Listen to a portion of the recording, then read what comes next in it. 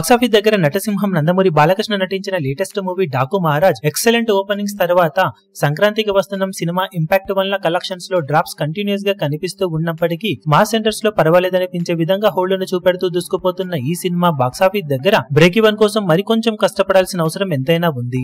మొత్తం మీద 9వ రోజు తొలి వర్కింగ్ డే టెస్ట్ లోకి ఎంటర్ అయిన ఈ సినిమా సండేతో పోల్చితే ఓవరాల్ గా 60% కు పైగా డ్రాప్స్ ను సొంతం చేసుకోగా అంచనాలను కొద్ది వరకు అందుకొని 86 లక్షల దాకా షేర్ ను సొంతం చేసుకుంది. ఓవరాల్ గా వరల్డ్ వైడ్ గా సినిమా 99 లక్షల దాకా షేర్ ను 1.9 కోట్ల రేంజ్ లో గ్రాస్ ను ఓవరాల్ గా సొంతం చేసుకుంది. ఇక 9 రోజుల్లో టోటల్ వరల్డ్ వైడ్ గా సినిమా సాధించిన కలెక్షన్లను గమనిస్తే నైజాం లో 14.12 కోట్లు, సీడెడ్ లో 11.70 కోట్లు, వైజాగ్ లో 10.17 కోట్లు, ఈస్ట్ లో 6.93 కోట్లు, వెస్ట్ లో 5.11 కోట్లు, గుంటూరులో 7.93 కోట్లు, కృష్ణాలో 5.31 కోట్లు, నెల్లూరులో 3.38 కోట్ల దాకా షేర్ అందుకున్న ఈ సినిమా తెలుగు రాష్ట్రాలలో 9 రోజుల్లో 64.65 కోట్ల దాకా షేర్ ను 100.25 కోట్ల రేంజ్ లో గ్రాస్ ను వసూలు చేసింది.